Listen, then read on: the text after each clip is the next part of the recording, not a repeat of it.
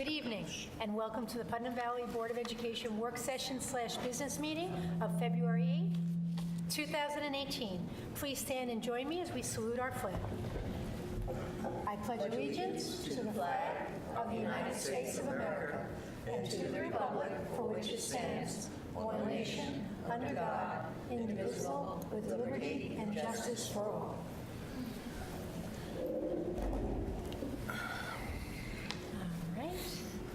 I hope everybody is staying warm and safe out there in the various ice and weather. I would like to start with a resolution to approve the minutes of the board's meetings of January 11th and January 18th, 2018. Second. Questions or comments? All in favor? Aye. Okay, moving right to our presentations. Going to start with the high school. Are we starting with Ms. McGill? Jill. Oh. Sit down, everybody. Oh, I know you. Offsides, false start. She's on the... Okay, got it. Shows you how much you know about football. I have no idea what he says.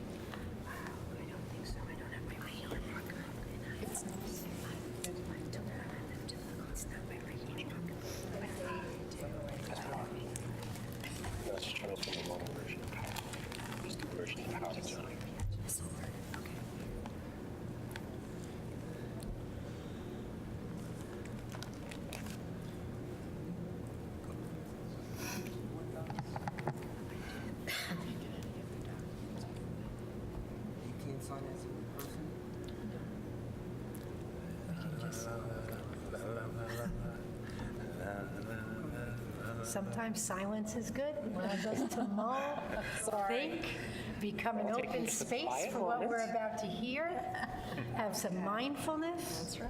Allows for more questions to come up. Allows for more questions to come up. There. Good evening. Good evening. Jill Figuerella, treasurer for the district, and I'm going to talk a little bit tonight about some of the possible budget constraints that we might be facing and environmental factors for the new year. This is not a presentation of the budget, but just some points on what's coming as we develop the budget. So for 2018-19, our state aid, which we've been made aware of and is not final yet, but right now increasing by only $57,000, which is less than 0.55%. So the legislative branch keeps on talking about replenishing our foundation aid. And for being in the Hudson Valley only receives about 6% of all state aid that's distributed across the state. So when here we're getting an increase, our region really receives the smallest portion of that. And so whatever's being handed out statewide, we don't see a big portion of that. Our CPI that's going to be used for the tax cap this year is 2%. However, all this means is that the local share can increase while the state share has not increased equally. So, we're seeing less state aid, higher CPI means more local share. So a lot of the things I'm going to talk about right now are just things that are being proposed by the legislature in the proposed budget. They're not passed yet. The expense-based aids, as far as BOCES aid and transportation aid, they're going to remain fully funded as they have been in the past for 2018-19. But in 1920, they're talking about looking at having a cap on those aids of 2%. So what that means for us right now is when we're planning for next year's budget to be really careful about our spending on the expense-based aids, because the following year is when we get the aid back on those things that we spend for next year. So it's important that we watch our spending there, especially if we hear that that is going to change. There's some New York State STAR proposals, the STAR exemption that everybody gets on their school taxes. They're talking about freezing it at whatever the 18-19 amount is right now, and right now we're allowed to be 2% higher than last year. So I'm guessing around $1,400 on a basic exemption. The enhanced STAR, they're talking about making it mandatory for senior citizens to apply annually online to renew their exemption. That's different.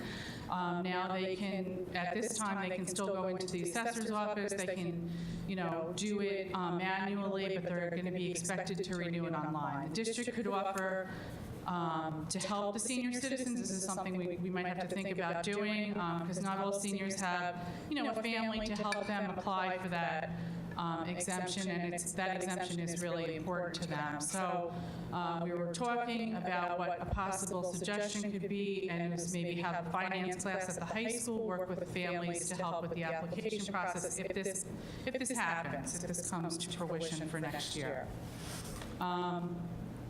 There's also proposed change in some special education formulas right now for our summer programs. It's called the Extended School Year Program that we run at the elementary school.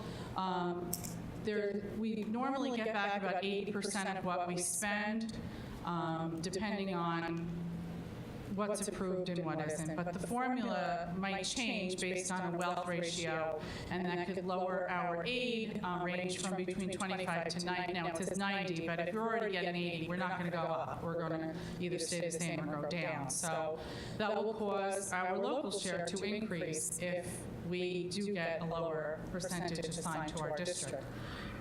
So some things that might happen is that we'll have to negotiate with bargaining units to help reduce the cost of the extended school year program, or establish new rates for the program so they align with our state reimbursement rates. Again, these are all proposed changes. Nothing has passed yet. There's something called the Child Victims Act. This is an act that it will definitely increase the district's liability exposure and need for an increased liability reserve. Extends the statute of limitations for bringing civil claims in sexually related cases to 3 years from the victim's 18th birthday up to 50 years from the date of the offense. The proposed law also eliminates the need to file a notice of claim before filing a lawsuit against the public entity. So we might look at proposing, depending on our available balances at the end of the year, that we might want to increase the reserve for liability. I think this is going to be a liability for all school districts. They're also proposing a couple of mandated programs if they should pass. Respect for Diversity program, which is an instructional program that would be put in place for 8th and 9th graders to promote awareness and and respect for diversity. That's how they worded it. The school lunch program. Districts will need to develop and submit a plan to the commissioner ensuring that students who have unpaid school meal fees, that they're not treated differently than other students.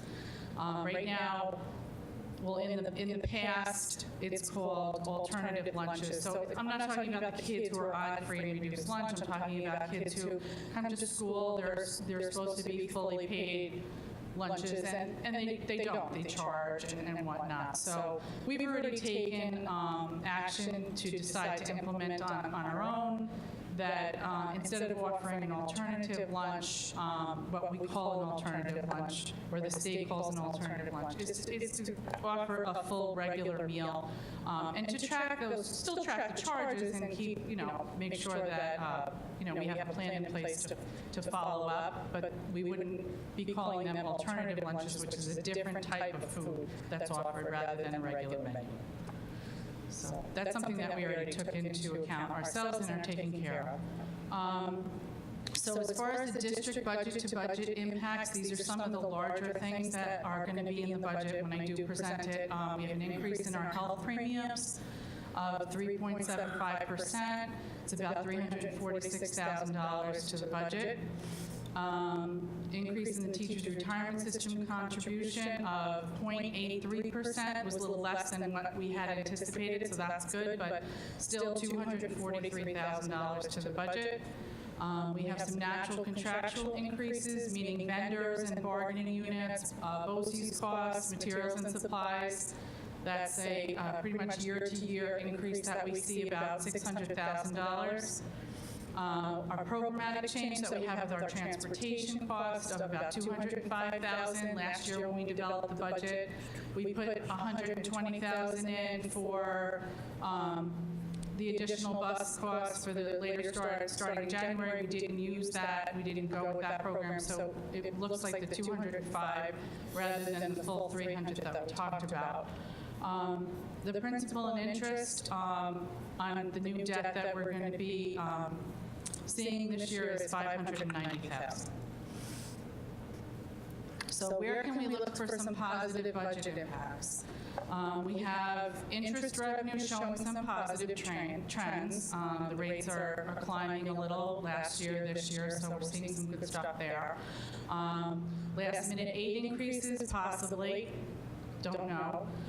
Possibility of not having to replace a couple of retiring staff members. We have a teacher and a teaching assistant definitely right now leaving at the end of this year, and trying to figure out whether or not we would need to replace them. We're waiting for final enrollments for this year, schedules and IEP needs, so some of that could be a positive result depending on where we end up. We're fortunate enough as a district to have reserves that can help support the budget, although we don't want to rely on them. And again, we'll be able to, from what I see, remain tax cap compliant, using the 2% CPI to arrive at the allowable level and to afford homeowners another tax refund for this year. So that's just an overview of what I see coming forth in the budget before I present the full budget, and you haven't seen all the departments yet. So does anybody have any questions? Those possible changes that might end up with increases for us, when do you think those might get decided? Before April 1st, or? Well, when the state budget passes, some of those things will either be enacted or not. And if they're not enacted this year, they are things that they go on and continue to talk about from year to year and try to get them enacted. You know, and I've been hearing about some of them over the last couple of years, but you know, these are the ones that they seem to be focusing on for this year and wanting to get passed. So we won't really know anything. We have to try to plan knowing that they might pass. Thank you.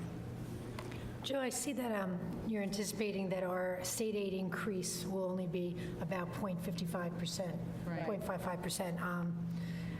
Generally, what is it? Is it a percentage, 2%? What is the range? Yeah, it's all over the place. No, I know, yeah. It's all over the place. In the last couple of years, it's particularly been all over the place because they've been replacing the aid that they had taken away, and then they brought it they fully funded it and brought it back. So, you know, we may have been seeing like 200,000, 300,000 being brought back, but it was aid that had originally been taken away. So, but if we're not seeing an increase that's covering all of the new expenses, you know, it's a little scary. So I'm hoping that they're going to restore more of that. Any other questions?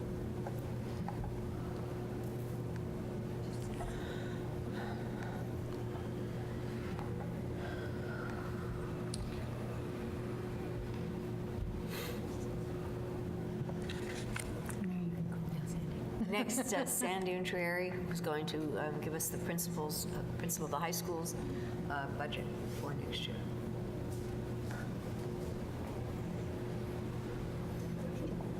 Good evening.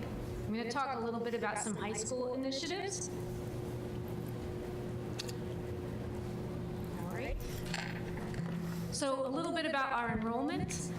You can see we have the past 3 years up there, and because we lost a large high school graduating class last year with a smaller one coming in, that's a negative 29 students that we have at the high school.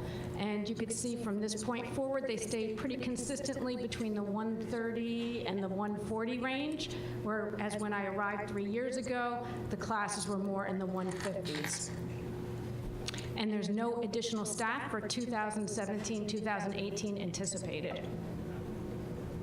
So a little bit about our instruction and some new courses we're offering, and before I talk a little bit about them, I just want to say that these are going to be rotated in with other courses we already have. So for example, we have Horror, Supernatural, and Stephen King, which is going to be an English elective, and if that course gains a large population of students, another course, an English elective that has less students, like possibly myths and fairy tales, will come out of the course selection for this following year. So most of them will be rotated in. We are adding in AP Computer Science A, so that'll be a continuation for students who have taken AP Computer Principles. We're adding in a philosophy course, How Do You Know, which will be a great prerequisite for the IB program. We have Introduction to Piano, Introduction to Film, which is another area we want to enhance and add.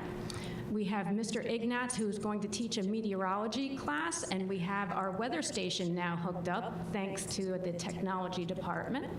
So, okay, if we could click on that, you could see it gives us all the local weather for the area. It gives us the temperature, it gives us the dew point, it gives us everything, pollen count, etc. So what we're hoping is that students in this class can then go to the TV studio at the end of the week, and they can film the weather report for the high school. So we already have students excited about that possibility. We have Introduction to Design Process by Mr. Danko, who's very good at creating situations where kids can think of designs that they're interested in, draw them, and then recreate them, whether it's furniture, whether it's a motor. It's something to really connect students to school. And this doesn't quite show the color that it's supposed to, but you'd see in the course selection book that we have all the different pathways for every area: math, science, English, social studies, all mapped out for parents to see. And right now, we have a new technology pathway. Dr. Luft sat down with our technology teachers, and I can let him talk a little bit further about this, where he basically came up for a new foundation to help strengthen our technology pathway so that we retain more students when they get to junior and senior year. And do you want to talk about it now? Just mention a little bit? Sure. So with meeting with the teachers, I actually met with Stephanie, came in from the middle school one day, even though she's out on maternity leave, and I spoke with her, and then I worked with those involved in STEM classes at the high school. And really what our goal was to create a bridge from the middle school to the high school, so we didn't lose momentum of students who left 8th grade very excited about the STEM curriculum. If they didn't immediately sign up for the AP Computer Principles, they may wait 2 years before enrolling in another STEM-based course, in which case their interest may have moved on to other things. So we thought it was important to develop a course that made sense for them, a continuation of what they did in 8th grade, to build prerequisite skills to get into the more math-intensive engineering. And we wanted to be able to map it out in a way so it made sense for students who wanted to pursue STEM-based careers, so they knew what the expectation was, what the prerequisites for each course were, and what the expectations were for them to complete before leaving if they wanted to be prepared for college in this field. Thank you. Just to look at, we introduced the new block schedule this year, and just to continually look at evaluating it and how is it working at the high school. So again, we looked at the attendance data, and we could see period 1 attendance has dropped, or absenteeism has dropped. We see that in 2016, the large blue graph, 2,583 absences for period 1 has dropped in half to 1,358. So it could be that If students are coming, they might not have a first or second period class, possibly they're being driven to school after that. There's a number of reasons why that figure could have dropped. But then when we look at daily absences, which are done period 4, we can see we still have less absences this year than we did the previous year, which is a good sign that the schedule is helping students be more present. Again, looking at the evaluation of the new schedule, students report more time to complete homework, easier to focus during block periods. For example, students who have ADHD have reported to the psychologist, it's easier for me during a block period to concentrate because it's not that constant 40 minutes, the bell ringing, getting up and going to the next class. Students report that they can go more deeply into topics and the variety in the schedule they like. Teachers report improved collegial planning, that they get more time to plan with their collaborative partners to do better lessons. We've seen better planning project-based lessons, stations teaching. In my observations, I've seen many, many lessons that involve stations as opposed to the teacher lecturing. Teachers also report more time to conference with students during class and more differentiated instruction.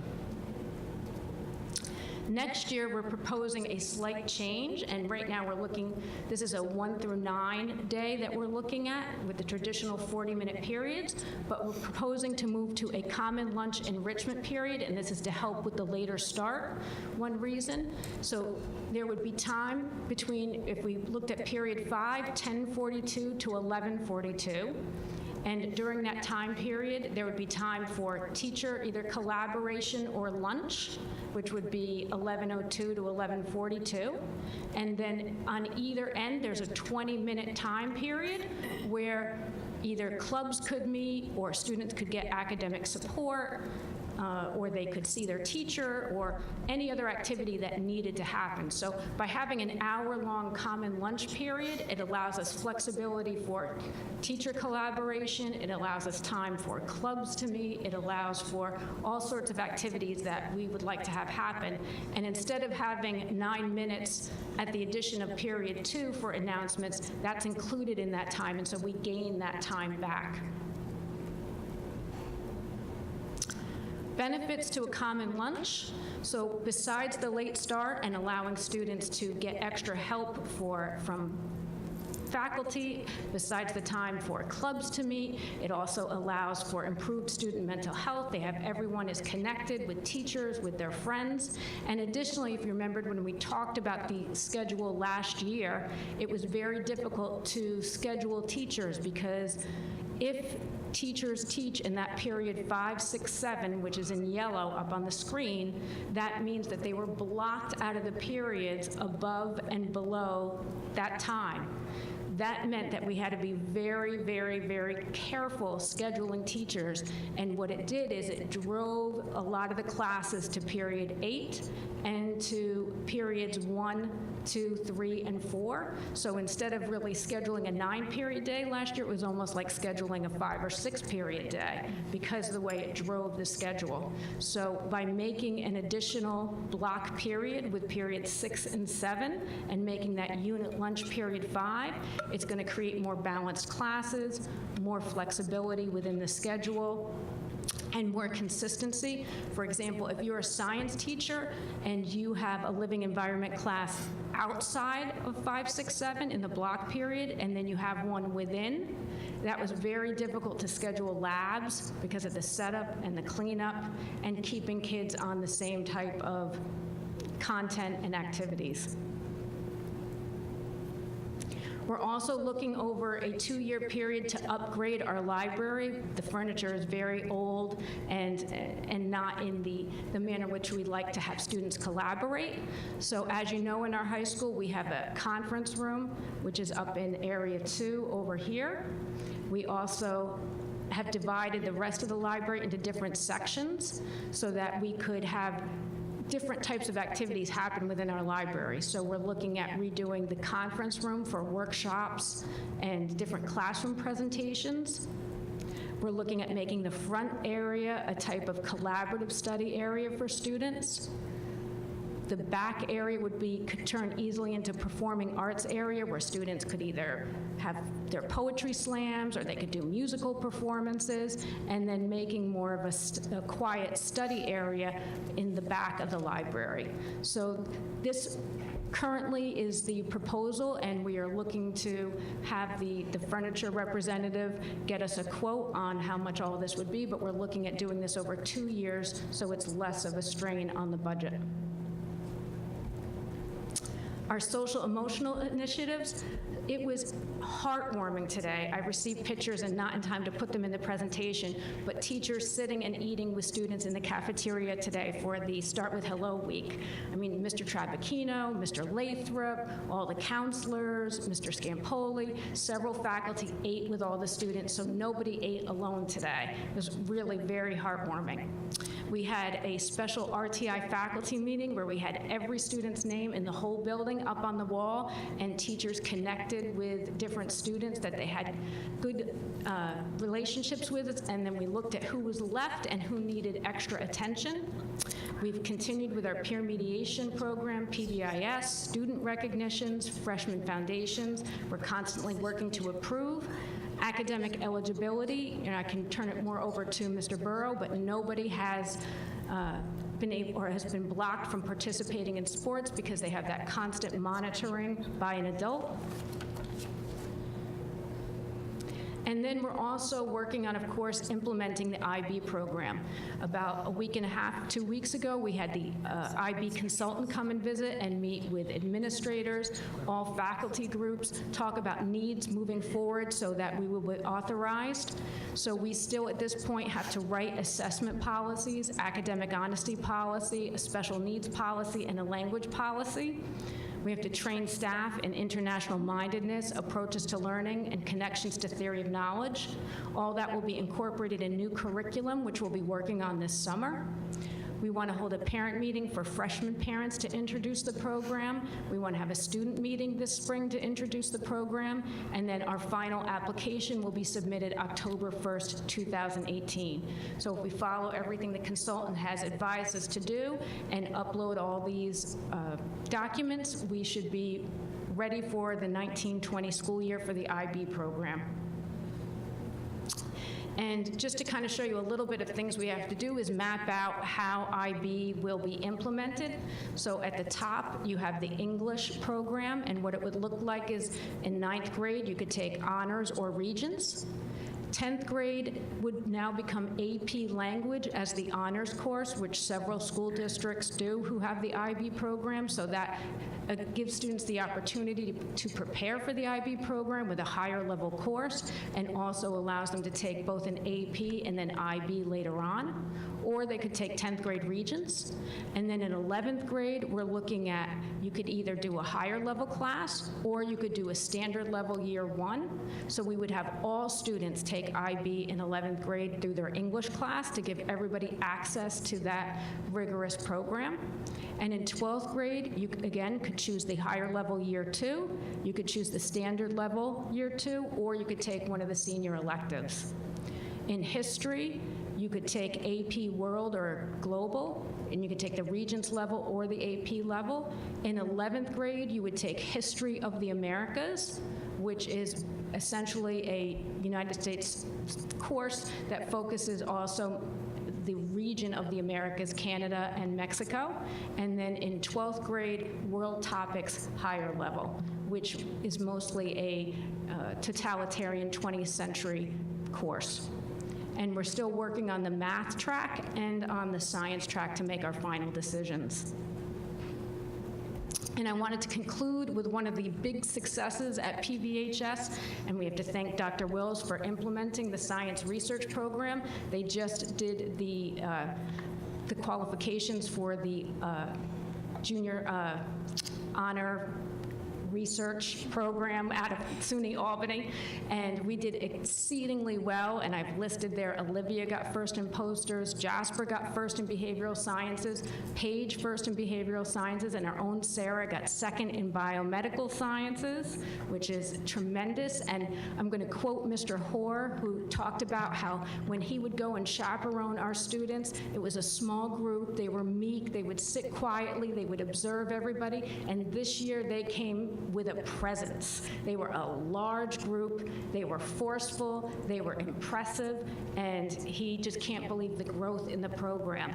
And one of the things he said, and I'm going to embarrass Sarah a little bit, but he said, "You should see Sarah Brohas, she is incredible." So I want to take a minute to applaud her.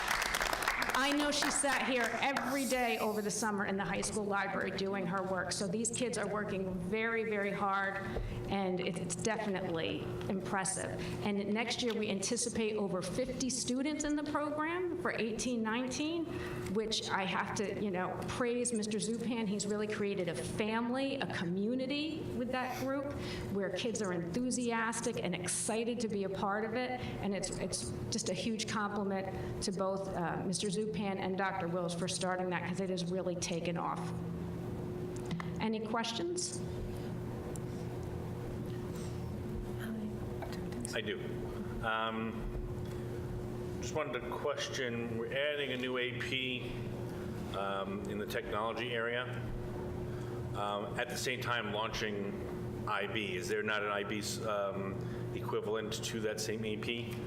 There is an IB computer class that can be put in there, and for some of our areas, mostly in math and science, and it could be in that area as well, we're looking at co-seating APs and IB together so that a student could take the class and decide that they want to take the AP exam as well if they chose to. And with the new common lunch, so I'm understanding correctly, now every class will end up being blocked? Correct. So gym could be a block. Any of the music programs, they could be blocked. Yes. So there's no singletons anymore. So we did have phys ed classes that were blocked this year. I've talked to the music teachers about the fact that they're going to be blocked next year, and they have no problem with it, because when you go to college and you practice for, whatever instrument you have or rehearsal, those classes are usually an hour to 70 minutes anyway, so they're prepared for that. And where are the books going to be in the library? What's going to happen to the books? Because I know that question's going to come out.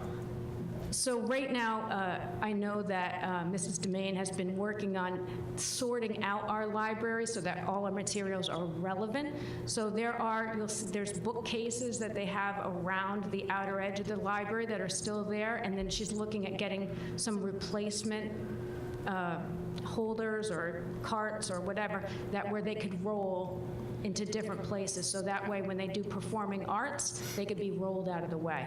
If you look, a lot of those bookshelves are empty, the big ones that had been sitting there, and we actually moved a couple out already. And then back to with the common lunch. How is the spacing going to work for all students having that common lunch? So what we're looking at, and Dr. Luff, feel free to chime in because we had looked at this together. So for the first 20 minutes, the 9th and 10th graders can be held back into some sort of academic support, academic study, whatever we decide that to be. And that 20 minutes allows then the 11th and 12th graders to get their lunch in various places. And right now, we looked at our busiest lunch, which is period 5, and it takes 10, 15 minutes at most for those students to get through. So we think 20 minutes is a fair amount of time to get them through and give the cafeteria people time to support those student needs. And then the 9th and 10th graders will come in. We find now that a lot of 11th, 12th graders do grab their food downstairs, either from the vending machine or hang out in the lounge or bring in their food or whatever it happens to be. So it's mostly the 9th and 10th that pose the biggest challenge. And we won't need any kitchen changes or upgrades to facilitate a common lunch? So Currently, Mr. Bellino, Mrs. Figueroa, we're going to sit down and have a meeting about what we need. One of the things we talk about doing anyway with our SRO, as you know, he's tucked away in a back office here. We'd like to find a way to bring him up front so that he's near the front of the building for security reasons, and then use that area also as a serving area where he currently is. So the needs for the items that we might need to purchase or support those changes are from the school lunch fund balance. They will not be affecting the general fund or budget that we're, that gets voted on in May. It's strictly from, profits and whatever is made in the school lunch funds through state aid and whatnot. Okay, thank you. Sarah, did you have a question? Yes, so in the common lunch, it's 60 minutes. Where is that extra time coming from in the day? What's your, Like all other periods are like usually 40 minutes. How did period 5 come to be 60 minutes? So where is that extra time coming from? so one, you had an additional 9 minutes at the end of period 2 just for announcements. And then the way we did the start time and the end time in there, and then passing time on block days, we changed from 8 minutes to 6 minutes. Okay. Too. I also have another question. Why was it period 5 that was chosen as opposed to 6 or 7? Originally, we had chosen period 7, but I brought it to the department coordinators, and they felt period 5 is a more appropriate time to eat, which is essentially, between 10:30 and 11:30, as opposed to if it was period 7, you could see that's going to be a very late lunch. Okay, thank you. Any other questions? I just want to note that the design of the schedule, we sort of meant to do a couple of things. One, the concern about clubs is something we had talked about, trying to find a way to offer clubs throughout the school day. So this structure affords us flexibility to do so within the contractual day. It also provides for upperclassmen opportunities for if they want to participate in multiple clubs or academic study or skill building or just working with teachers for short periods of time, they can still do so. They could actually meet with 2 different teachers and still have 20 minutes in the middle to eat their lunch. So it seemed like a good compromise, a good way to offer extra support and clubs, opportunities for clubs during the school day. So some of those won't be impacted by the later start. The other piece is that all of this stays within our contractual obligations. We recaptured what was really passing time in the morning between when the buses arrived and when our first period started and at the end of the day. We recaptured a few minutes there. As we mentioned, some time that was captured was the announcements will now take place during the lunch period, so we're not interrupting any classes. It'll happen during that 22 minutes in the middle, the 18 minutes in the middle when everyone's together. And then just a couple minutes on the actual school day. So it's still 40-minute and 80-minute periods, so there's still obviously time for prep, collab, and lunch. So I just wanted to note that we've already made the teachers union aware of this. We've discussed it with the department chairs, and that it falls within our contractual obligations while offering students opportunities for extra help in clubs in the middle of the school day. And it also enables us to be creative and think about other things that we could offer during that time, whether we want to, eventually look at an advisory program or even something more creative. It gives teachers the opportunity to think of creative ways that we can use that time. I work in a district that has 1,100 students in the high school with the common lunch, and there was such concern in the beginning. The cafeteria is not that much bigger than this one. How is it going to happen? We're on year 5 now, maybe year 6, and it has been absolutely without problem. Clubs go on, everybody has a space to eat. It really is, and it's almost double the size population-wise. I'm happy to hear that. One of the main goals that we're looking towards is, of course, what we're doing today was start with hello. We want to connect all students so nobody's eating alone, everybody has a place to go, and that feeling of belonging that students need in order to be successful in high school. I had another question. Is the plan still for a 6-day cycle, or is there going to be any change in that? No, it will still remain a 6-day cycle. The schedule, the block days will stay the same. Everything else will change other than the removal of those 40-minute classes. Sundari, I just have one more question about the slide on the IB program. So the history slide, this would be for students that elect the IB program. Correct. So somebody coming into the 9th grade who does not feel they want to do the IB program would still have a non-AP global history option.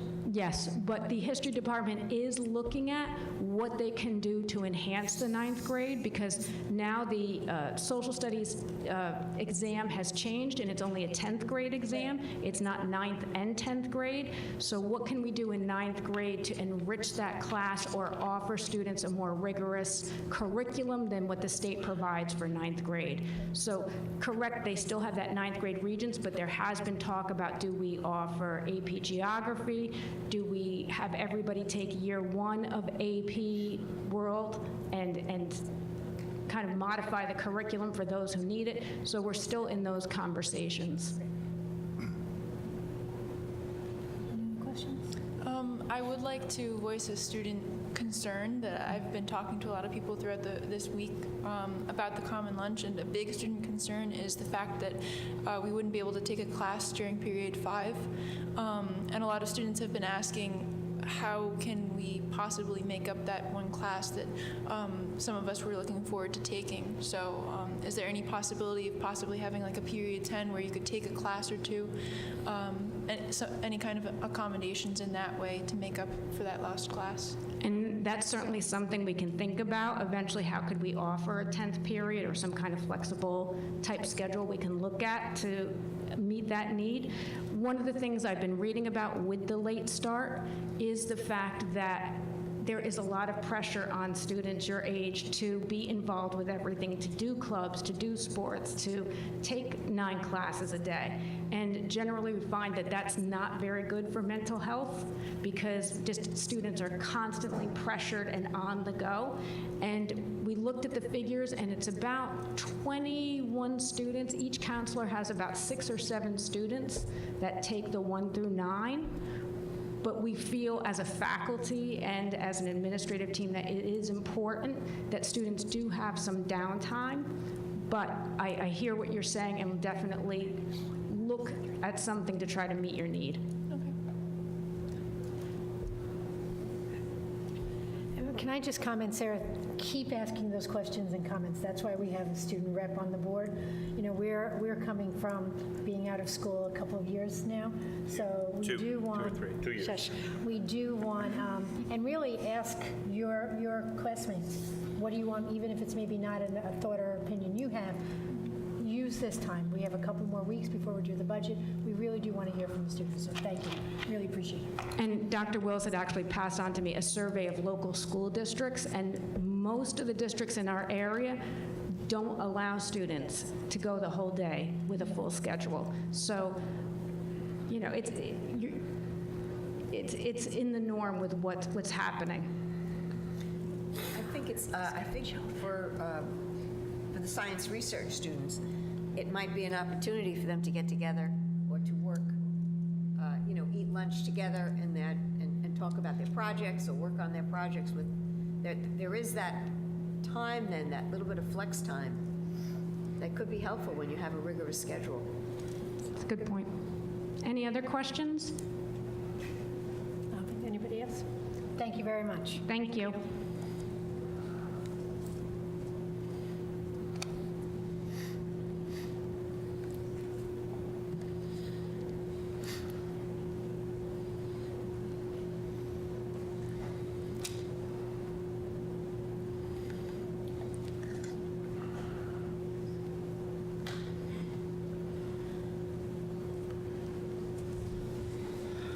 Mike Lee, our CIO, will give his presentation on tech.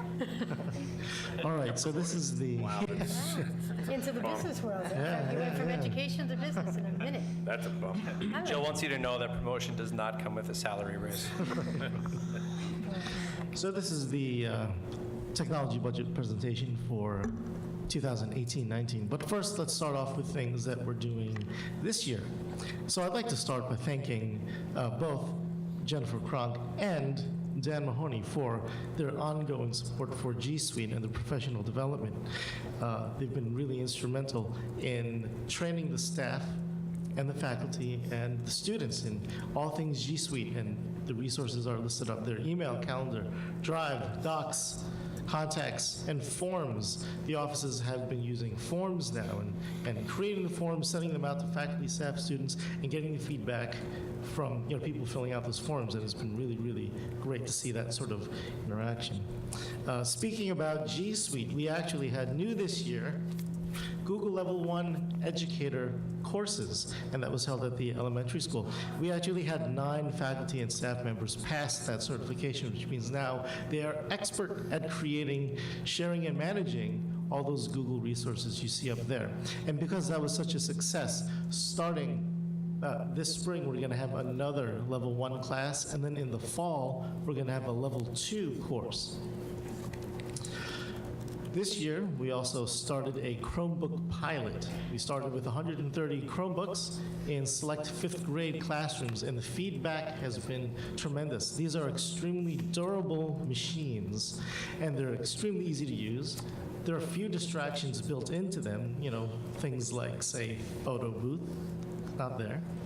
All the students' work are in one place, that being the Google Cloud, and it's a consistent experience across all of the devices. Now, what do I mean by that? What I mean is, if a device does go down, you simply just take the device, issue the kid another one, they log into their account, and all their stuff is right there. You don't have to migrate the files from one machine to the next. It's all right there. And so because of the success in the 5th grade that we're having, we're going to expand that pilot next year to the 6th grade. We've already spoken to the 6th grade teachers, and they're very enthusiastic about it. As you can tell, we're live streaming again, thanks to our brand new TriCaster that we've got right over there. And that's part of our high school TV studio refresh. The equipment that we've just received and continue to receive now is really bringing the TV studio up to broadcast standards again. This is going to be a real broadcast hub for the district. As you can see, we've got 2 new studio cameras. We've got 4 new editing stations, and the students are assisting with the setup and install of all the stuff. We've got Mandarin now through distance learning. We've got 24 kids enrolled in this program, and next year we're expanding that to 2 sections. And other school districts and now BOCES in April are coming to drop by to see this class because of how successful it's been. Our district app now has 2,135 users, and that's up from this time last year. We had 1,521. So we added a little over 600 active users to that to the app. It's great for real-time weather updates. We upgraded the district's firewalls. We've got 2 Cisco next generation Firepower 2110s.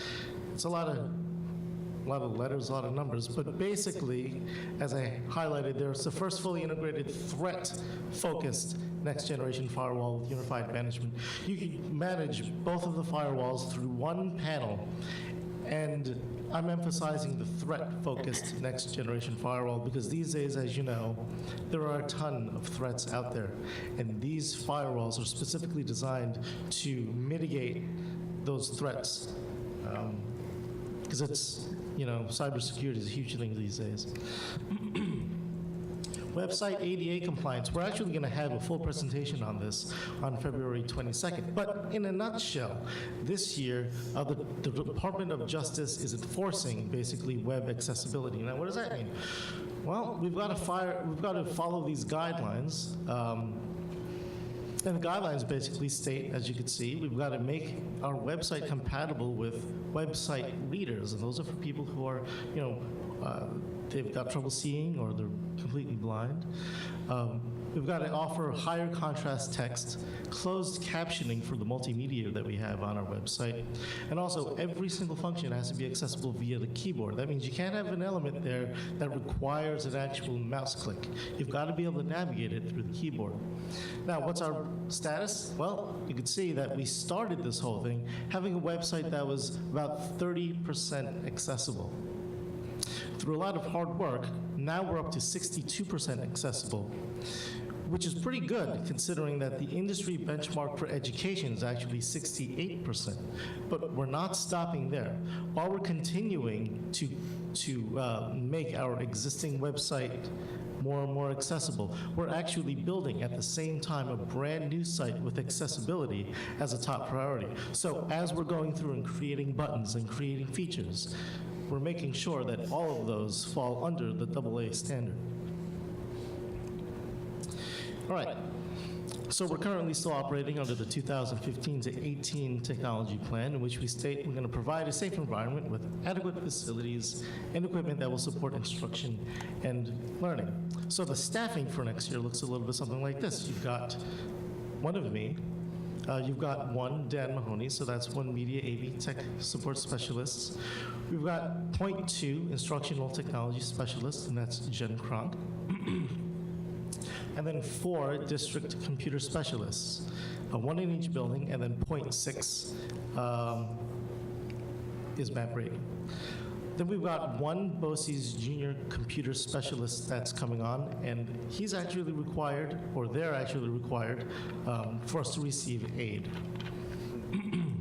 Together, we support over, as you can see, 2,500 laptops, 130 Chromebooks, 200 printers, 230 iPads, 110 projectors, 75 smartboards, and 6 interactive displays.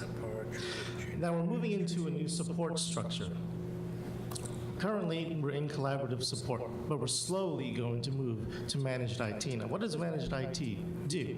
Basically, as you can see, BOCES is supposed to be cooperative. We're supposed to be sharing resources. So as part of managed IT, their idea is to share all of their expertise with all other school districts. So that means implementing a more centralized service desk, or a more managed structure for networking and systems and managed field support.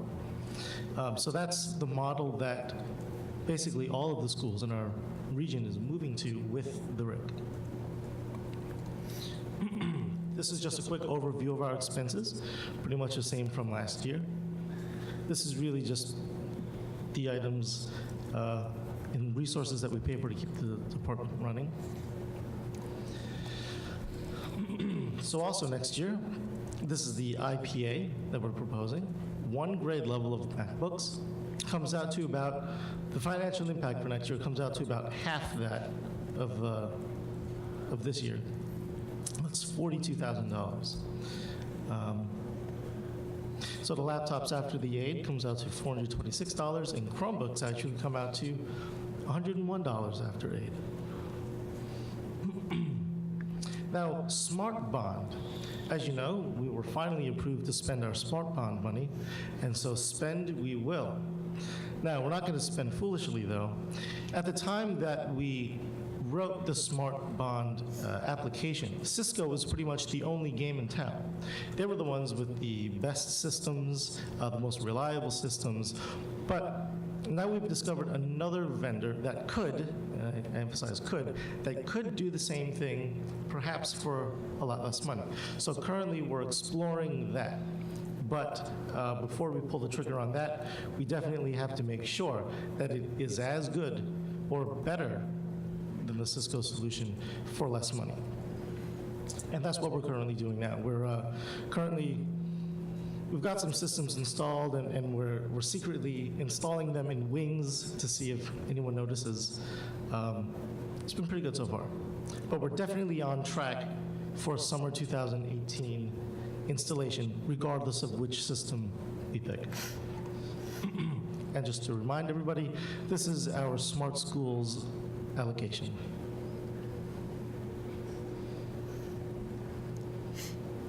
Thank you. Any questions?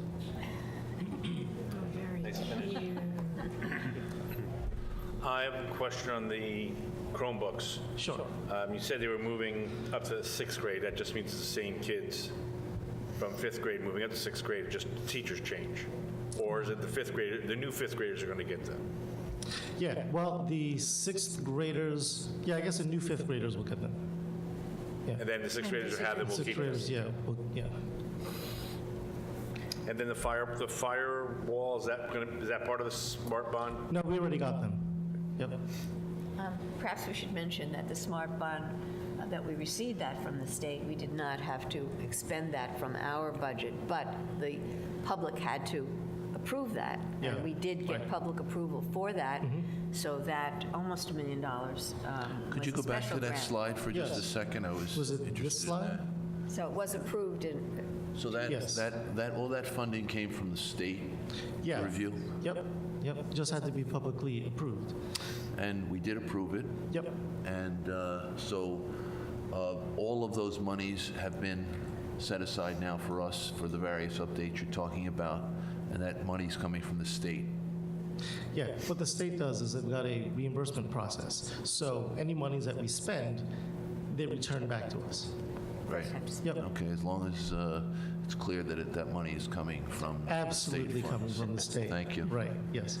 And could I just ask you, you mentioned that the BOCES centralized sharing of their personnel, let's say, does that come into effect with us? Does that affect our programs? Are people moved out of our district and to another district at different times? It would not affect anyone that is directly employed with our district. So any of our own techs will never be moved by BOCES. It would only affect the one junior. He could possibly be moved. Okay. I can imagine that would be disruptive to some of their work or our program, that someone would be moved out and somebody would have to learn a certain part of the system again, all over again, and then perhaps they would be moved. So I'm glad to hear that most people are set and able to carry on. Thank you. Yeah.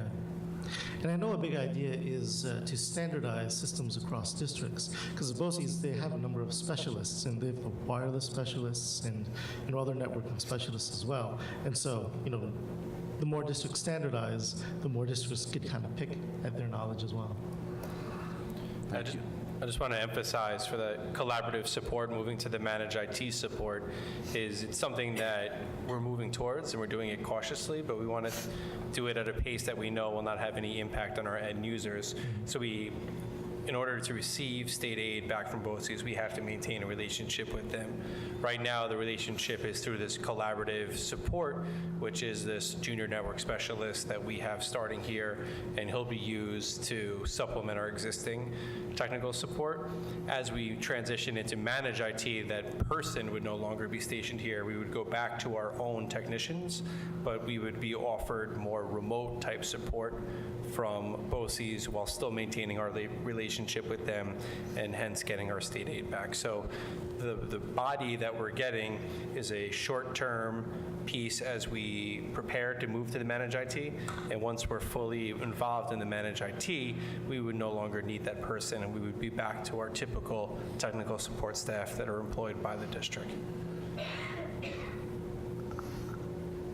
All right, anything else? Just on your last thank you slide, how did those babies become children so fast? I know, right? It's crazy. Yeah. I just want to quickly acknowledge, can you go back to the website slide? I know we'll talk more about this at the next board meeting, but I just want to give credit to the individuals involved. I know Mike and Alex and others have been working hard on this. In speaking with colleagues from other districts have incurred significant expenses in hiring companies, in having companies scan their website and make these changes, and tens of thousands of dollars that districts are investing to comply with this accessibility. So I just want to give credit because we're doing it in-house ourselves using the skilled staff that we have, and that's something that many districts around here do not have. So I just wanted to, I asked Alex to come present what the new website would look like, and that'll happen. So we can ask more questions then, but I just wanted to mention that that's all done with in-district staff. Dilly dilly. That's great. Thank you.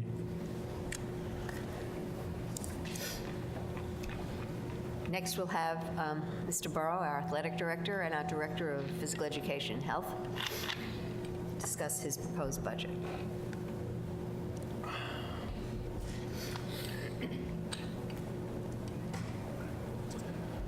Hello, everyone. I apologize for the 17-18. That should read 18-19. I just was sitting over there noticing that myself. I wanted to open up with the winter sectionals. Hopefully that's visible on the screen there. We have many, many games coming up. We have gymnastics at Carmel High School Thursday 2/8. That's tonight, starting at 3:30. We have, I put in parentheses, some of you may not know that with some of these merged teams, how many students we actually have involved from Putnam Valley. So I put there in the parentheses the 6 gymnasts from Putnam Valley.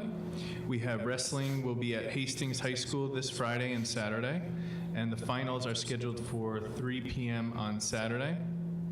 Swimming, boys swimming, we have at very close, Felix Fiesta Middle School on Monday and Tuesday, the 12th and 13th. The finals are scheduled for 4 p.m. on Tuesday. We have 6 students involved with the merger with Lakeland there. Girls basketball are currently the 3 seed. That may shift around just slightly. They have 2 games to play. Actually, now 1 game to play. We just finished another game downstairs. Their current record is 18-1. The section opener should be home on Thursday, the 15th. And boys basketball are currently the number 1 seed, and that too may shift very slightly depending on the Saturday game with Panis. It's very technical. I was talking to the coach about how we gotta get an abacus out to make sure we're in the right spot there. But that opener is also on Thursday, the 15th. Ice hockey at the higher seed on the 16th. Time and location are still to be determined. We have 1 student, a senior, currently on that team. And the cheer team will be attempting to three-peat as sectional champions this year. We are currently undefeated in sectionals as cheerleaders, and that will be at Pace University on Saturday, the 24th. And currently, the anticipated time is 1 p.m., but that schedule may shift around as we get closer to the event. That way, you can actually go and just show up when our team is performing, if you'd like to do so. Very exciting. We're doing very, very well in the winter sports here. So some of the athletic department objectives: to provide opportunities for our student athletes to build character, good character, responsibility, self-discipline, work ethic, and respect for themselves and others. We, of course, work to supply the equipment and facilities that are safe, to be responsible to the community fiscally, and to provide a positive community-centered experience through partnerships and collaboration. So I have jotted a few notes here specifically for the collaboration and partnerships. We've been working very closely with the Parks and Rec Department this year, and now that there's a few years under my belt and you're able to see a little bit broader picture of what's going on with the community and the school and where our overall needs are as a community, I've been able to reach out with Parks and Rec. They've been very accommodating and willing to partner to try to build a more sustainable, longer lasting collaboration so that our teams and students and the community itself can grow together as a whole. And of course, as always, to bring new families to the community. We have put on college recruitment seminars that have been received quite well. They talk about what you should look for in a college, not just athletically, but initially through academics and what you may like as far as distance and size and so on and so forth with a school, and then pursuing the athletic piece of it in a very realistic, down-to-earth view so that not everybody will leave the room thinking I am a D1 superstar full ride athlete. That's extremely rare, and chances are you won't have to be going to that seminar. So that's been very good. There's a lot of misperceptions about college athletics out there and what the divisions mean and what type of money and where it comes from, and there's actually a lot of money in academics more than there is for the actual athletic piece. So that's brought out there and relayed by actually people that have gone through it. As we know, many of us are parents here. The The kid doesn't believe it from you, but if somebody else tells them, all of a sudden they believe it. So that's been something that we've brought in, and it's gone very well. We've been trying to involve more students that aren't just athletes within our programs, such as announcers, filming, music, playing music and such. We would like to pilot some live streaming. We've talked about it with Pat and Dan and I, and Mike have been talking about live streaming games. We do have the capability. It's just setting it up so that it actually pilots successfully. There's a lot of pieces involved that you need to get tuned up before you actually just pump it out to the public. You don't want it to be silent. You need a proper announcer. You need a proper this, and so on and so forth. So what does that look like? But we are definitely heading in that direction. We have been working to continually build consistency in our coaching and programs so that we have sort of built-in mentorships. They're informal, but it's, there's a lot of turnover within coaching, and you want to bring people in that are looking to grow and learn. They're not just coming in for a season or two here and there, so that even though you have that constant turnover, you're ready and prepped for people to move up. That's been a goal that we've been working on for the last 2 years.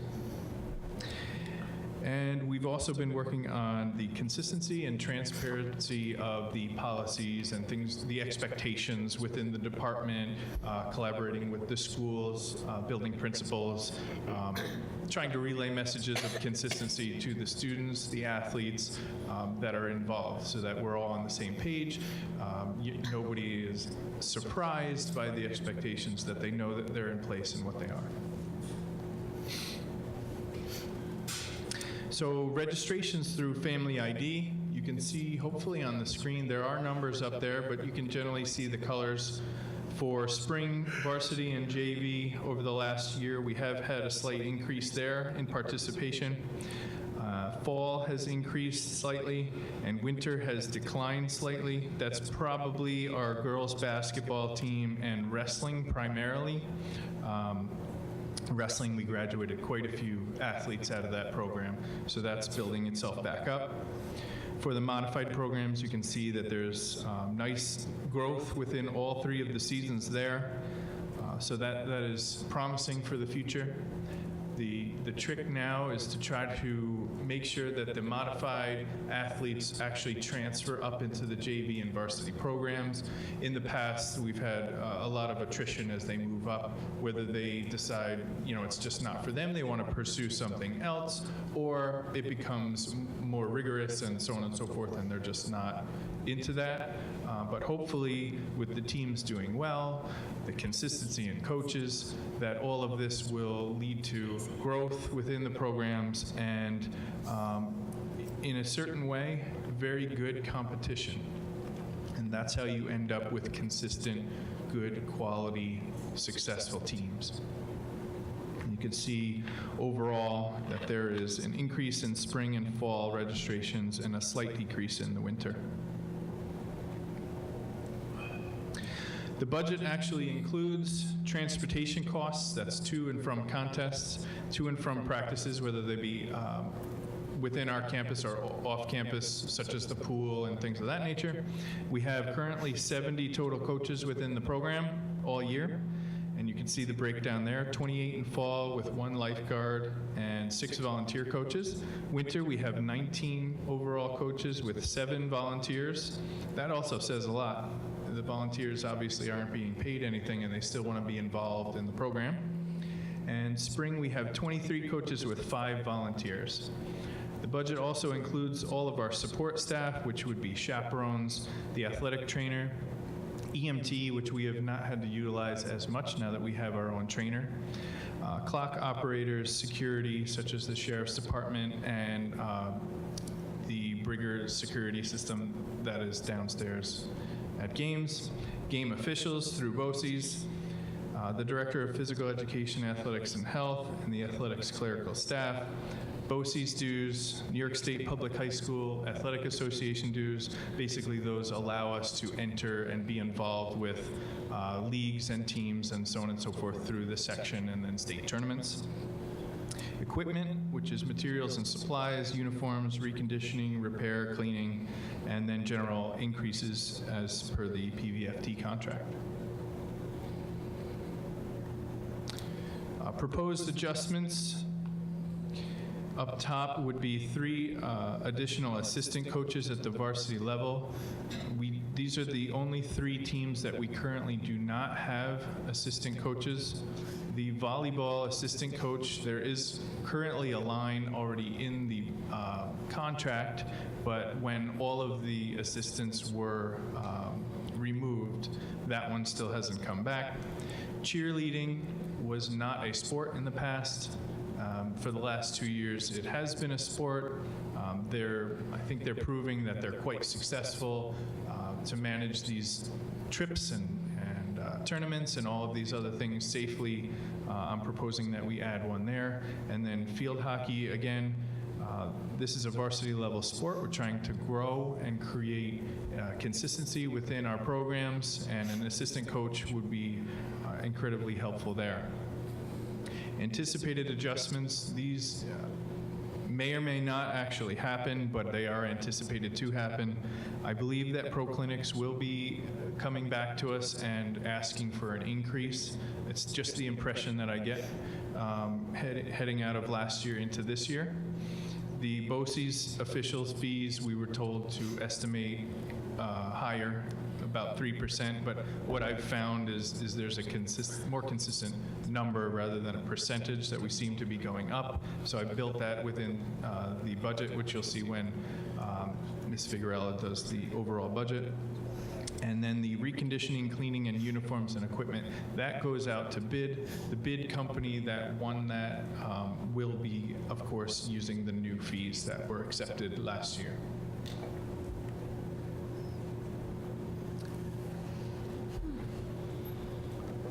Any questions? Brian, can you report out a little bit on the new physical education classes that were put in place for this year and how they're going? Sure. So there were a couple different approaches. The teachers weren't sure how they were going to work. You know, all of a sudden going to 80 minutes, some of them are still 40 minutes. That itself posed a big challenge.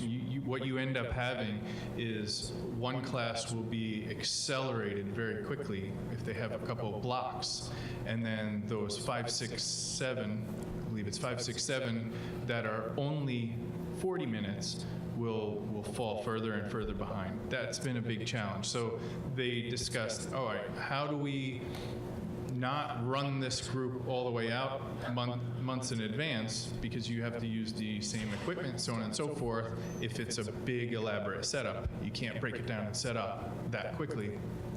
So they did a couple different approaches. They attempted to do a fitness component within the block, so then they would work on the unit itself and progress forward, and then have a fitness component there.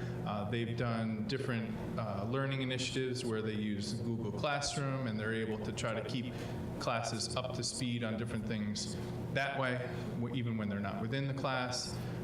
It has been an ongoing challenge, for sure. But I'm more asking about the new offers that we made this year, the new classes. Oh, sure, okay. Those 2 classes seem to be quite successful. We have many of the students that took the class, the one class last year, outdoor adventure education, they want to come back and if either mentor or help facilitate the trips and so on and so forth. They really thought it was great addition to their day, their life, the hiking, all the education that they learned there. They've been coming back and trying to be a part of that program. I think that's very telling. We have first aid and CPR certification, which is excellent. The class I've been in to observe the classes, it is rigorous. It's not a fluff class at all. I hope that's not the impression that's out there. We have seen quite a bit of success within there. We brought in many outside vendors such as firemen, military, EMTs, athletic trainers from in-house, so on and so forth, to showcase different jobs and careers. You know, I always think back to when I was 17, leaving high school, thinking, okay, now pick what you want to do for the rest of your life. And you're like, well, what is there? Police, fire, teacher, you know.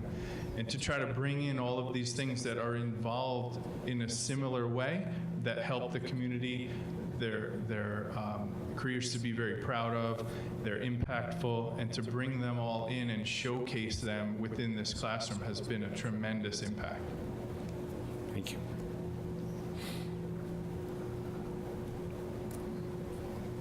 Thank you. And I just have one quick question, just, I mean, not really related to the budget, but you mentioned that girls' basketball is a little bit smaller Yes. this year. That numbers, we lost seniors, not as many younger grades going in. What do you attribute that to, or is there? I've seen Just a this. trend. I've seen this before.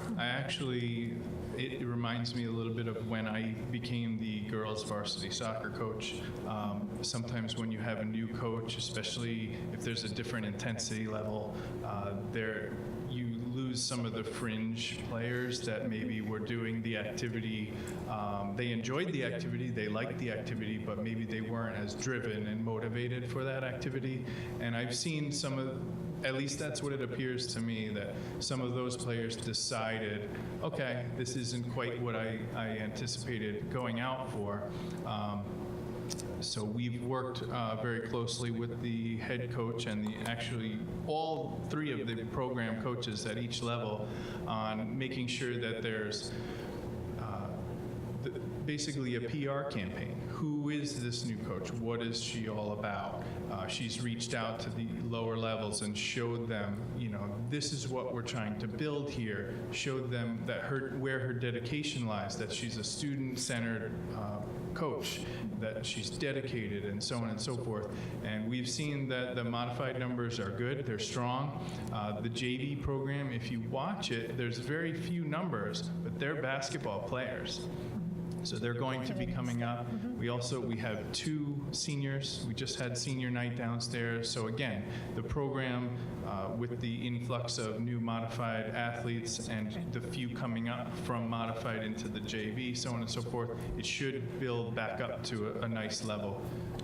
And I believe you'll see that program is going to be quite successful for some time now. I'm just curious, because I know there's always those ebbs and flows, and you know, you find in junior and senior year, a lot of the students that have been 3-sport athletes no longer are, because they want to focus on their 1 or 2 primary sports. So there's always those little.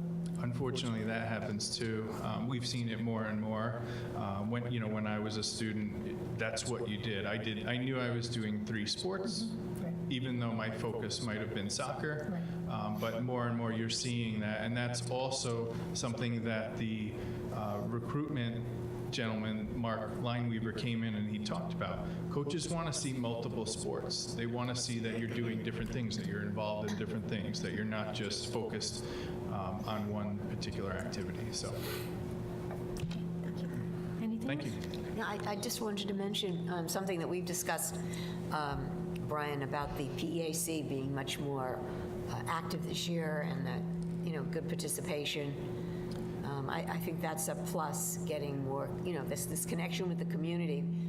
One of the things that I think we've all noted and that we want to advocate for are more opportunities for our young people in the community. Getting kids involved. We offer so many activities, clubs and sports and so on.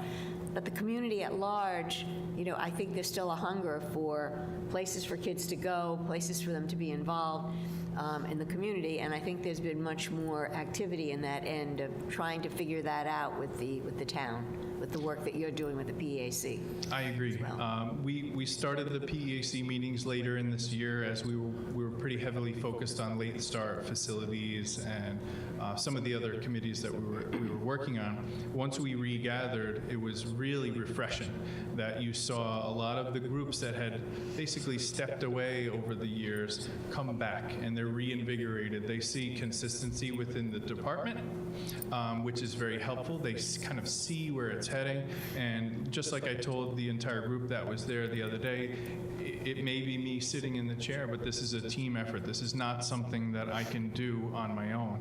And I think that everybody is on board, though, that we are consistently heading in one direction together. And they see some of the problems that we've had over the years, and now we're able to actually address them because we'll all be here long enough to see And I that think through. it's just a critical role that our Park and Rec play, that our schools play in pulling together resources to address student needs. Because what we're seeing, as you know, is this terrible opioid crisis. It is something that is almost overwhelming when you look at nationally and in every region of the country, and here too.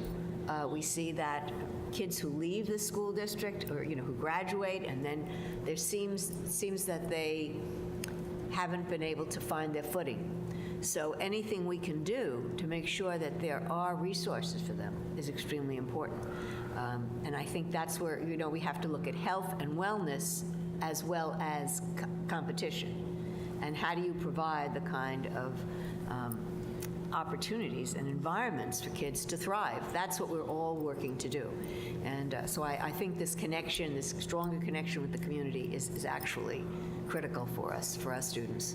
I agree. We're seeing an overlap in multiple committees now, which I think is overall very good. The Coalition That Cares, Health and Wellness Committee, PEAC Committee, so on and so forth, are all striving towards the same thing, which is kids will find something to do. Let's try to provide them with something positive, opportunities to come back after they graduate and work and still remain within the community in a successful way, not just around looking for something to do. And what does that mean? That means building up our youth programs and so on and so forth. I mean, it looks like it's in a wonderful direction. I hope that we can maintain the course. Thank you. Thank you. You're up for the calendar, Dr. Willis? Oh, yes. Should be easy peasy.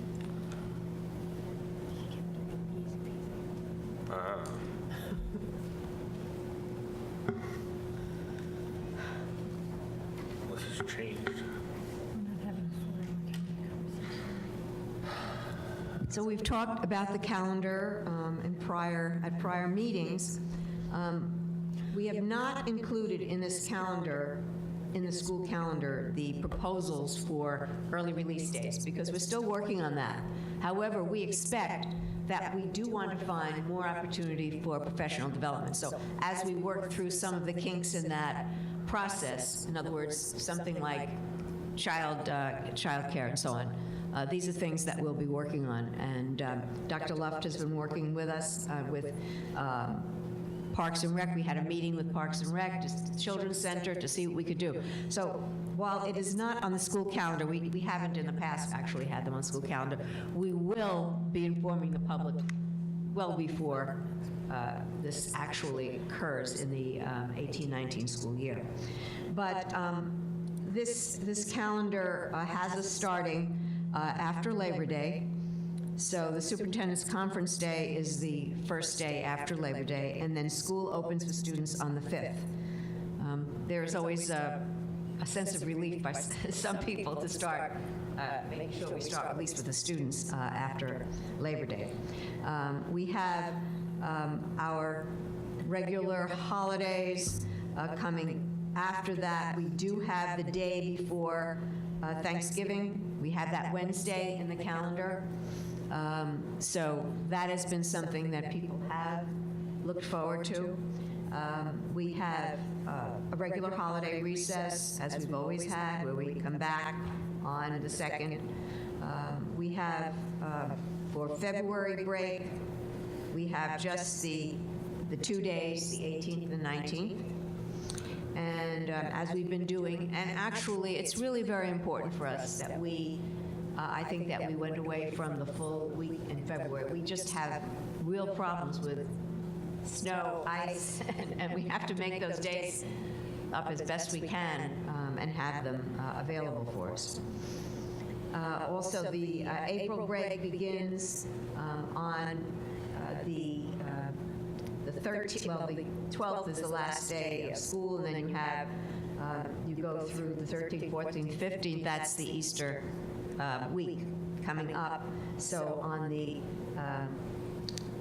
18th is the Thursday, is Holy Thursday, and Friday comes, it's during that week, and so is the Passover break.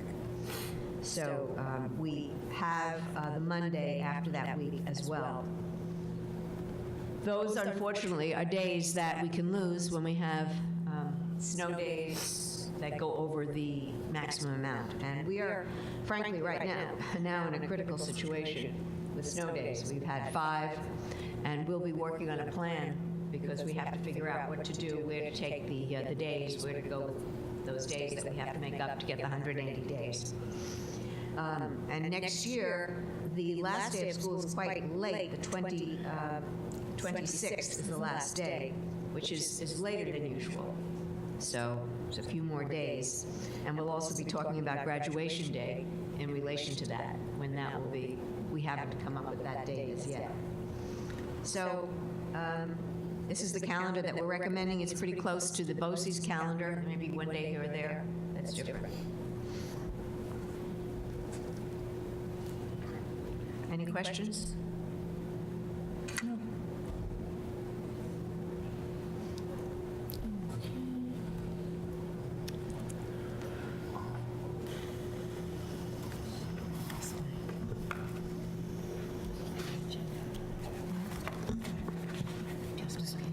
No, I just. Okay. All right, so we are moving on to student reports. So the science program at PVHS is incredibly strong. The students chapter of the school's chapter of the Science National Honor Society inducted a new class of members. To be inducted, students had to demonstrate excellent grades in all subjects, including the sciences, and appreciation for sciences in our daily lives. This organization is very active in the school community, providing science tutors for the high school and middle school, as well as assisting elementary school students with their science fair projects. Congratulations to the new inductees. This past weekend, 10 students in the science research program competed in an upstate competition in Burnt Hills. All 10 that applied to the competition got in, and just being able to compete at such a high level is a remarkable achievement. Furthermore, while there, the students achieved great success. All presented their research extremely professionally, and a special congratulations goes to Olivia Schmidt, who won first place in the poster competition, Paige Lee, who won second place in behavioral sciences, Sarah Ross, who won second place in biomedical, and Jasper Katzban, who won first place in behavioral sciences. Paige, Sarah, and Jasper will be moving on to a statewide competition in Albany in 3 weeks. So congratulations to Mr. Zupan and all of the science research students. And once again. Additionally, the English National Honor Society inducted a new class of members this past Monday. Participation in the Honor Society is high, indicating great efforts of our English department. The society is advised by Mrs. Tarkington and run by a student-elected government, and just like the Science National Honor Society, the English National Honor Society plays a big role in the school community, providing tutors to the high school and middle school students and reminding us of the importance of literature in our lives through celebrations of Shakespeare's birthday and poetry. So congratulations to all the new inductees. This year was the Winter Club Rush, and it was a huge success. It was the first one, and it was organized by Mrs. Intrieri and the student government. Clubs made stands and tables of posters that encouraged new member participation, and there was a great participation among the student body. The booths that the students assembled were amazingly creative, so thanks to all who participated and made this such a successful event. Our wrestlers have had a fantastic season. Most recently, Hunter Lundberg, Dina Pell, and Michael Gaitan earned third in their weight classes. Will Carano, Mikey Bruno, and Michael Nolan placed second in their weight classes. And finally, Kyle Sams and Dustin Koskin Falls placed first in their weight classes. So congratulations to all our wrestlers. The Putnam Valley High School varsity cheer also took first place at the Croton Harmon tournament with 0 deductions. Cheer has been on fire this year. They're undefeated in sectionals and will attempt to win the championships later this month. Also on fire are the boys and girls basketball teams. As we heard from Mr. Burrow, the girls are 18-1 and are the current 3 seed, and the boys are 17-2 and the current 1st seed. And finally, the high school has been rehearsing for the spring musical, Dirty Rotten Scoundrels. The show will be running from April 20th to April 22nd, so make a note in your calendars.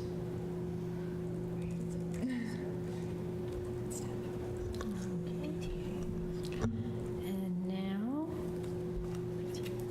PTA, PTSA.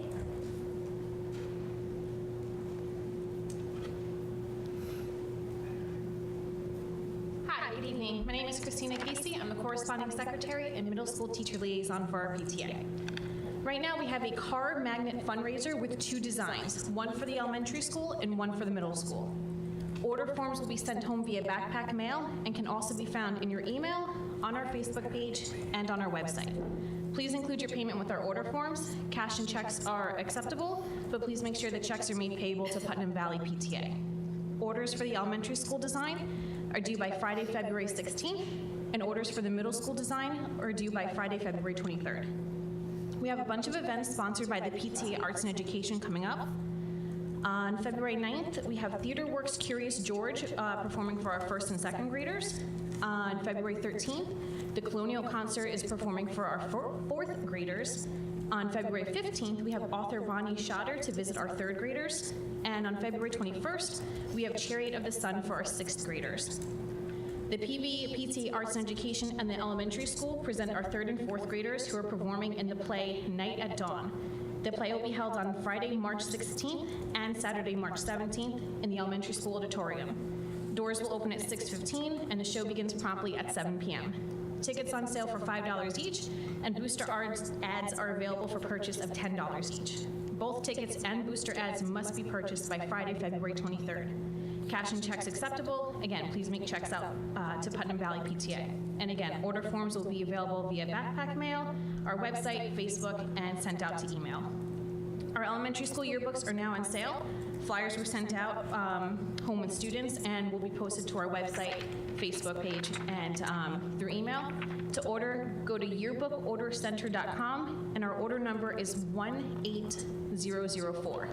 Order by April 16th to get the best price, and we have booster ads available as well, and those orders must be placed by Friday, March 30th. To purchase tickets for any of these events, please go to www.putnamvalleypta.org or email us at info@putnamvalleypta.org, and like our Facebook page for more information on upcoming events. Thank you. Thank you.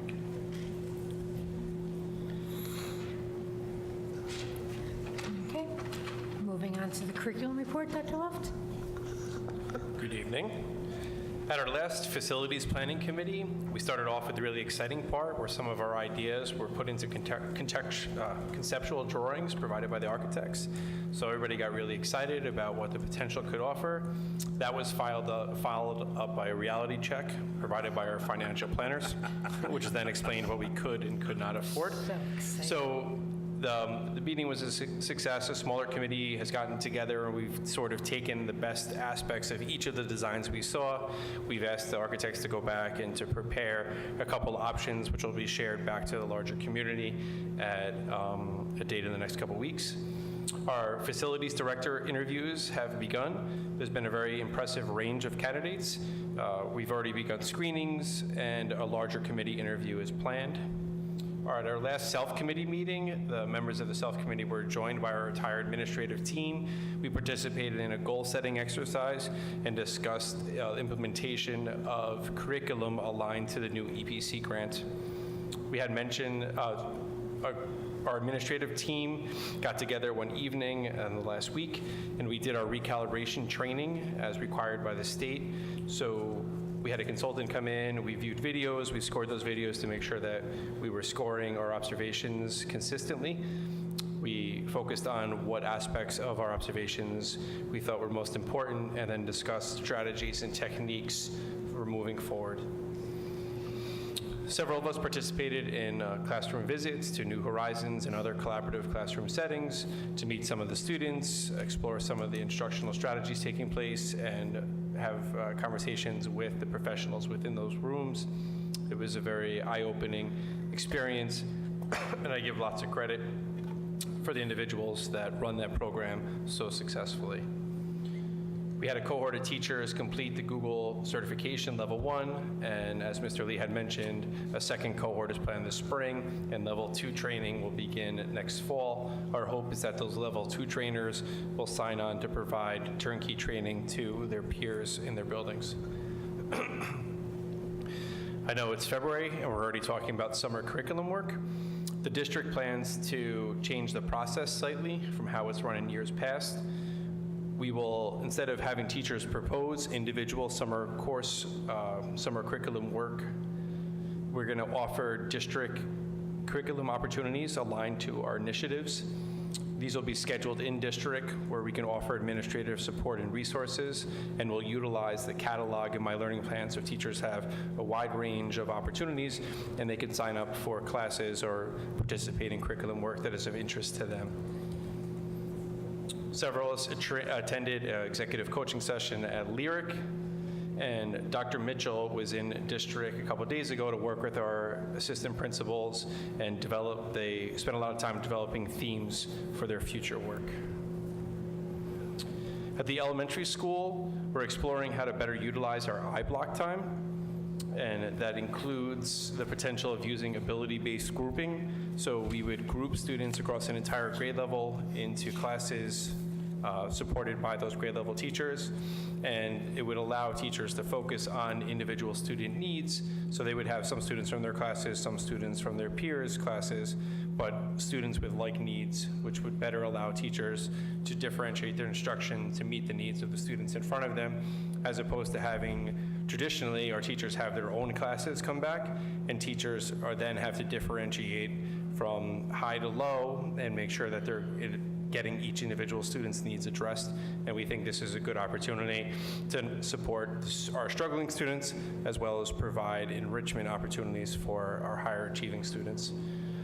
Along those same lines, we've been working with Mr. Coleman at the elementary school to establish a math challenge opportunity for some of those highest achieving students. And we hope to, in the very near future, start rotating students out of some of those ability-based groups and into Mr. Coleman's classroom to work with him. This is not new instruction, but it's simply asking students to apply standards in which they've already mastered into higher level ideas and concepts. We have a teacher team exploring implementation of the writing revolution. It's a very integrated way to embed our writing standards, which now, although we do, is sometimes a little disjointed from what's currently happening within our ELA block. So we think this is an opportunity to integrate our work in both the reading and writing side. The elementary school had a visit from Dr. Gravity Goldberg. She reviewed resources, visited and observed classrooms, had meetings with grade level teachers, as well as the building administrators. She'll be completing a written report highlighting our strengths and identifying some next steps for enhancing our program. And having conversations with teachers following her visit, they were very impressed by her wealth of knowledge, her ability to relate to them, and everyone's anxious to receive her feedback. We had a group of teachers and a principal from Croton come up. They met with teacher teams from grades 1 through 3 during the reading instruction to share best practices and resources and collaborate on effective reading and writing instruction with a focus on readers and writers workshop. So it's always nice when teachers from other districts are coming to see what we're doing here. Our classroom visitations continue for our non-tenured teachers, where they sign up to visit classrooms where the teachers are more senior and experienced. So that continues to happen, and it provides our non-tenured teachers a great opportunity for some peer visitations. Our character education committee is working on peace quilts. Each classroom has created one with an individual square for each student, and these quilts are displayed throughout the school, focusing on world peace, problem solving, and human relationships. Care Cove lessons continue in grades K to 4, with monthly lessons focusing on character education, safe choices, and peer relationships. Our data meetings continue. Most recently, after the January report cards were completed, our building data teams met and discussed individual student data in order to best meet the needs of all our learners. The Fall Maker Club had a celebration last week displaying innovative projects. Many of us here attended. We saw students who created wearable shoes. Some of the students were there to try them on for us, walking around the library. Some students created bridges, while others created mazes that were meant to guide motorized vehicles that they created throughout them. It was a great experience. It's always good to see the projects and hear from the students themselves who created it, so that was actually a great experience. Our fourth graders are currently researching and designing for their science/maker projects, and they'll soon be working with the PVHS Science Honor Society students on Thursday afternoon. So we just heard about how those Science Honor Societies give back to our school district. That's certainly an example of that, and the fair is scheduled to take place on March 14th. In the middle school, we had our Student Staff Olympics. Our fifth graders donated more food items, and they got to compete against staff in an afternoon of Olympics. It was planned by the Student Council. The event was completed with a torch lighting ceremony. It was certainly a joyful day, and being present, there is no shortness or lack of competitiveness amongst our teachers. That's for sure. Ms. Mangieri and Ms. McCormick from the middle school have been trained in the Writing Revolution, and they plan to offer turnkey training for members of our middle school. I observed Ms. Mangieri during our ELA committee meeting model an authentic close reading lesson based on the text Wonder. So as the assistant principal, she stood in front of the room with 20 or so ELA teachers before her and modeled what a lesson would look like. I give her credit. That's not easy to do when you're an adult in front of other adults, but she did a terrific job, and it was a great opportunity for the teachers to see how they can integrate literal and analytical questions into a lesson and engage students in discussions. We had two middle school teachers, Georgia Somer and Leanne Johnson, participated in the United Nations STEAM and Sustainability Workshop. This was held in one of the conference rooms at the UN. I spoke with both of them after they returned, and their feedback was glowing. They thanked us over and over again for allowing them to participate, for offering the opportunity. I think they were most excited about getting to wear those ear things and listen to people speak. I saw some selfies of them pretending to be speaking into the microphone like they were at the UN, but they took away a lot of information. They plan to share much of what they learned back to the SELF committee at the next meeting, so I'm anxiously waiting to hear. And we actually have the opportunity in future years to send students as well, and that's something that Dr. Wills and I are certainly excited about and plan on exploring in the future. The high school had their IB departmental meetings. At these meetings, they discussed next steps, training, curriculum development, and deciding on what courses to offer.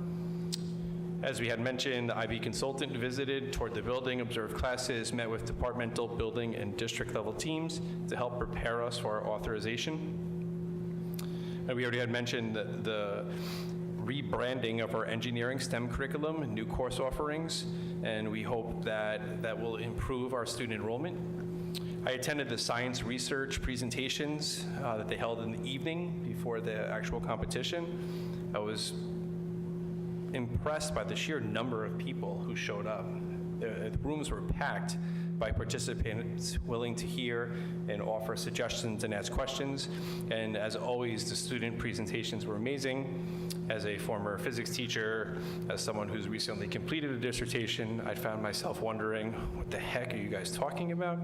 As Mr. Zupan is always clear to share, he understands maybe 5% of any one student's presentation, and I found myself right about the same level.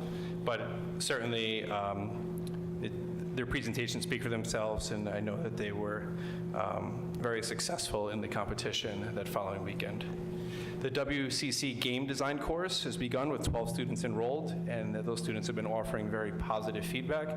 Those students take a bus over to the WCC Extension in Peekskill, where they're taught by one of their professors, and we look to continue to explore collaboration opportunities with WCC at their extension in Peekskill. And late start-wise, there was information sent out. We've created an FAQ, and then the proposed schedule was already shared during our high school presentation. That's it. Thank you. Great, thank you. Been very busy. How do I follow that? It's not going to be easy. Shame there's nothing going on.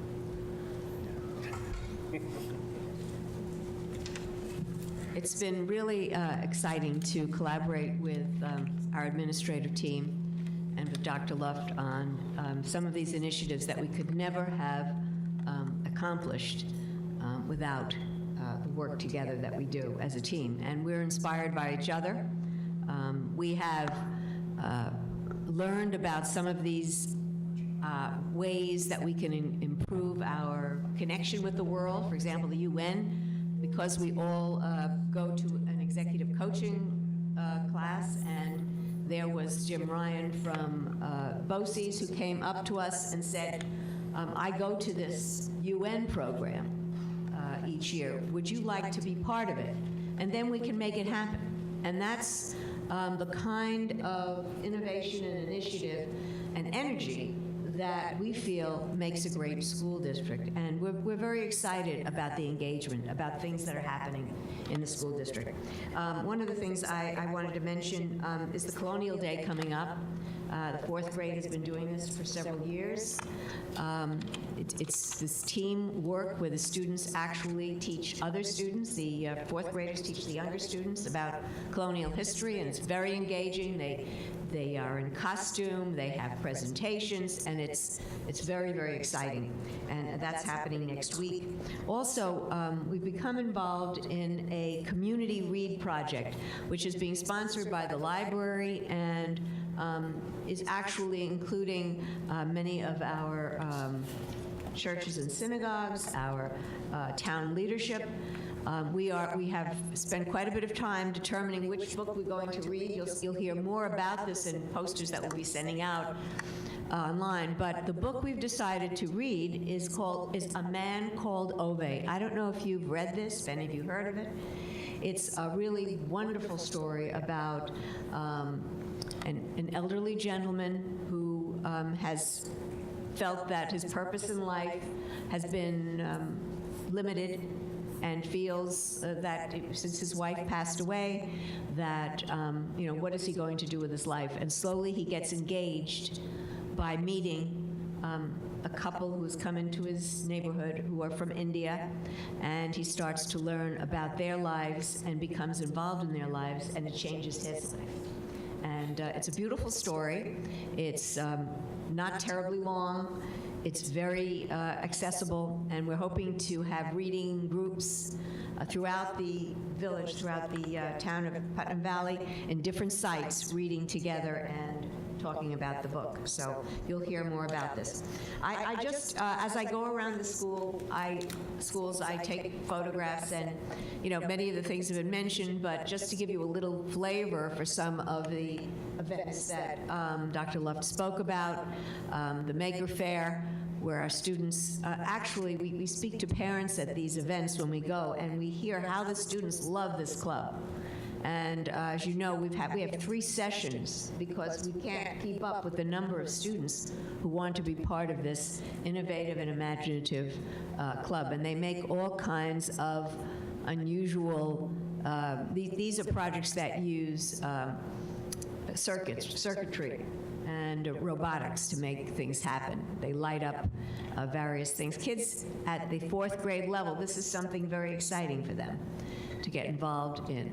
These are the shoes that Dr. Luft was mentioning. I don't know if you can see, but on the left there is a very stylish heel shoe. Students are not supposed to use tape. They must, there's a project where they have to create a boot out of newspaper, or a shoe out of newspaper. And they have amazingly different and various projects. The peace quilts that we were talking about here, that Dr. Luft spoke about, here are a few of them that you can see at the elementary school. And again, this is the life of the school, and what Dr. Luff has been talking about is all the energy, all of the events and activities beyond the classroom, and yet part of the classroom, because the students do create a way to express themselves. You know, recently reading some research on what you look for in a classroom, what you look for is student work. And if you go to the not manufactured kinds of projects, but student work. So if you go to the elementary school, you see on the walls of the corridors student work. You get a feeling for what the students are learning and what they're thinking. Even in the physical education program, they have a peace quilt. And they're all, this is about one kind word can change someone's day. And each of the students participates in this project. So this is throughout the elementary school. I wanted to mention science in grade 3. This is just the easel paper where you have the subject, which is the current, electric current. And the students, can't see the students, but they're all working on the circuitry, and they're creating this excitement of actually being able to create that connection. And so third grade, that Science 21 program is quite exciting. And then at the Katona Art Museum, some of our students from the high school, their work is displayed, and I was able to see that. And this is an example of the agenda for the up-and-coming Putnam Valley Middle School. They're going to have a curriculum night, and they're inviting parents to come with to actually send their questions in ahead of time. And so they can collect questions and make sure they answer them. Dr. Luff will be presenting, Mr. McCarty and Ms. Mangieri will be presenting the curriculum, the instructional shifts, and what's being done at the middle school. This is coming up February 27th. And this Start With Hello Week at the high school has been just a wonderful experience. This was a project that was started by the Newtown parents who lost a child at Newtown, and as a way to get kids to be engaged and connect. And Lorraine Anderson, who is our student support specialist, was very involved in starting this project at the high school. So this is the social emotional connection that students have. So, Ms. Noto, Mrs. Wayne, and Lorraine Anderson actually developed this with the Make a Difference Club, and it's been a whole week of events that have to do with hello and connection and eating together in the cafeteria and so on. And I also wanted to mention a couple of our students who have been working as in the BOCES Visions program, where they're studying sports medicine, and we're very excited to see the article on them in the Putnam County News. So another high school program with a connection to BOCES. So these are some of the things that we're up to, and you can see there's a lot happening, and we're very excited about. Okay, I'd like you to open it up to public contribution on the listed agenda items. To follow up on what Dr. Wells was saying, if you want to see the art show, it's through this Sunday. And it starts at 10 o'clock in the morning. On Sunday, it starts at 9 and goes to 5. At the Katona. So it's unbelievable. And if you go on Sunday, they're actually having a special show where some of the students will be selling some of this stuff. Okay. So it's at the Katona thing. It's unbelievable. Thank you. I could just add on a shout out to the choral and band concert at the elementary school. I was astounded at what Ms. Bennett and Ms. Calhoun were able to do. Congratulations to all those students. I'll just tell you what I cannot believe, if you haven't been there. There are now 2 bands at the elementary school. There's so many students. They had 2 full bands performing. I was amazed. If you ever tried to learn an instrument, all of these students are game, and they did a great job. The 2 bands performing different songs, and as well as the chorus that was joined by some of the students from the Temple Mentals from the high school, and they did a great job as well. But I just can't get over the idea of 2 full bands performing at the elementary school. So a lot of talent there and a lot of dedication of the teachers there to get those students performing at that young age. I just wanted to mention the names of the 2 students who were involved in the sports medicine program, pre-med. Maria Tomes and Jill Walsh are the 2 students, and very exciting. The teacher of the class said that they were the top students, and they're Putnam Valley students. Terrific. Moving on to new business. Mr. Ferraro, if you can start us off with number 1. Resolved on the recommendation of the superintendent of schools to adopt the 2018-19 school district calendar as per document number 11218 attached to the agenda and official minutes of this meeting. Second. Questions or comments? All in favor? Aye. Number 2. Resolved on recommendation of the superintendent of schools to accept the resignation of Shannon Tarkington from her position as a special education teacher at the elementary school, effective June 30th, 2018, to continue in her position in the tenure area of general education at the elementary school, as per document number 117/18 attached to the agenda and official minutes of this meeting. Second. Questions or comments? All in favor? Aye.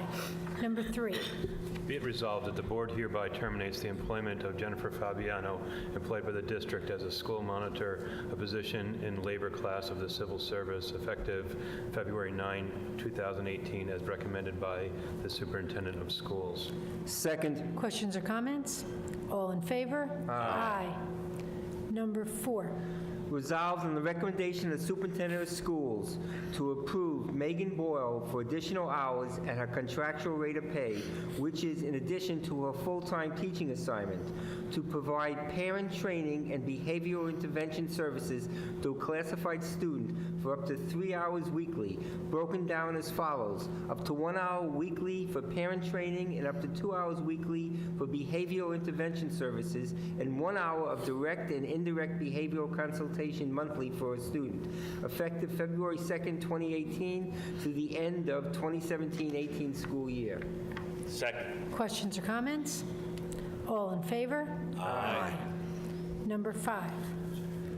Resolved to amend the appointment, resolved to amend the appointment of Jennifer DeLolio, approved at the business meeting of November 16th, 2017, as the long-term substitute guidance counselor at the middle school to be effective through February 9th, 2018, at the substitute salary rate of $125 per day.